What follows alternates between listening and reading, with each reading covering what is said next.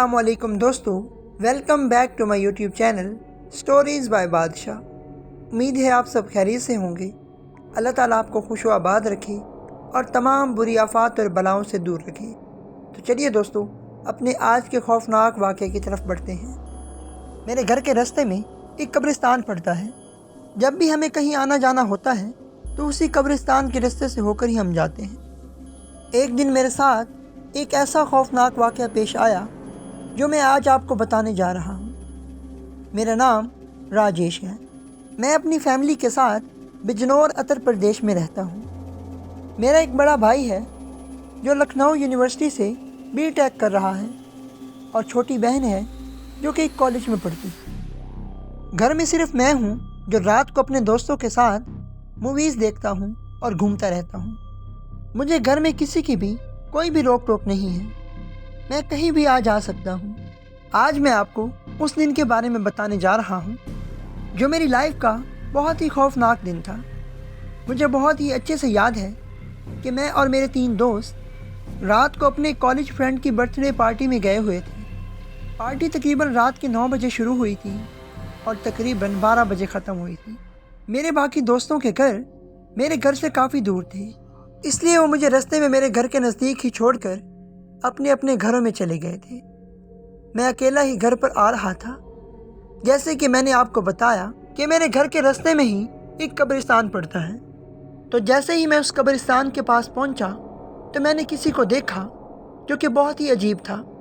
बहुत अजीब इसलिए था क्योंकि पहली बात तो ये है कि रात को कब्रिस्तान में कोई भी नहीं रुकता, और दूसरी बात यह है कि कब्रिस्तान का दरवाज़ा रात में बंद हो जाता है, लेकिन वो आज खुला हुआ था। ऐसा आज तक पहले कभी नहीं हुआ है। पहले तो मैंने सोचा कि किसी को फ़ोन करके इसके बारे में बताऊं, लेकिन बाद में मैंने सोचा कि क्यों ना मैं खुद ही जाकर देख लूं कि क्या बात है, क्योंकि वैसे तो मैं डरता नहीं हूं, लेकिन कभी कभी डर लगना भी ज़रूरी हो जाता है। मैं आहिस्ता आहिस्ता उस कब्रिस्तान की ओर बढ़ने लगा, ये देखने के लिए कि आखिर कौन है वहाँ पर। मैंने गेट पर जाकर आवाज़ लगाना शुरू कर दी, पर कोई भी नहीं बोल रहा था। मुझे लगा कि शायद मेरी आवाज़ किसी को भी सुनाई नहीं दे रही होगी, तो मैं थोड़ा और आगे चला गया और देखा कि कब्र के पास कोई खड़ा था। मैंने उसे दोबारा से आवाज़ लगाना शुरू की, कौन है, कौन है वहाँ पर?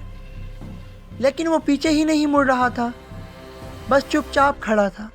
अब मैं उसके पास गया और उसके कंधे पर हाथ रखा और उसे हिलाया, तो उसने एकदम से पीछे मुड़कर देखा। उसे देखकर मेरे तो होश ही उड़ गए। मेरे हाथ पांव कांपने लगे। मैं पसीने में शराबूर था। वो शख्स और कोई नहीं बल्कि हमारे पड़ोस में ही रहने वाला एक अंकल थे जिनका नाम रामेश था। वो मेरी तरफ देख रहे थे और मैं तो हक्का बक्का रह गया। मैं हिल तक नहीं पा रहा था खौफ के मारे। मुझे बिल्कुल भी विश्वास नहीं हो रहा था कि आखिर ये कैसे हो सकता है।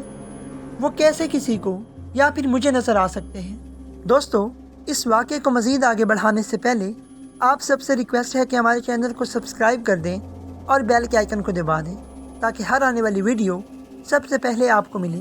तो दोस्तों, चलते हैं अपने बकिया खौफनाक वाक़े की तरफ। जी हाँ, क्योंकि उनकी मौत तकरीबन 15 साल पहले ही हो चुकी थी, लेकिन फिर भी वो मुझे साफ नज़र आ रहे थे। इससे पहले कि मैं उनसे कुछ कहता या किसी को बुलाता, वो अचानक धुएं की तरह वहाँ से गायब हो चुके थे। ऐसा देखकर मेरी तो रूह ही कांप गई। मैंने आयतुल कुर्सी पढ़ना शुरू कर दी और भागता गया और कब्रिस्तान के पीछे मुड़कर नहीं देखा। मैंने घर वापस पहुँचकर ही सांस लिया और अल्लाह का शुक्र अदा किया कि मैं सही सलामत हूँ। घर वापस आकर मैंने सब घर वालों को ये बात बताई। उन्होंने कहा कि जब कोई ज़्यादा किसी को पसंद करता है तो वो उसे मरने के बाद भी नज़र आता है।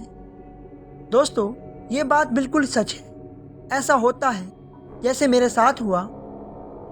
ज़िंदगी में कभी कभी ऐसे वाक़यात रोनुमा होते हैं जिनके बारे में हमें इल्म नहीं होता, लेकिन जब हमारे साथ ऐसा कुछ हो जाता है तो हमें यकीन आता है।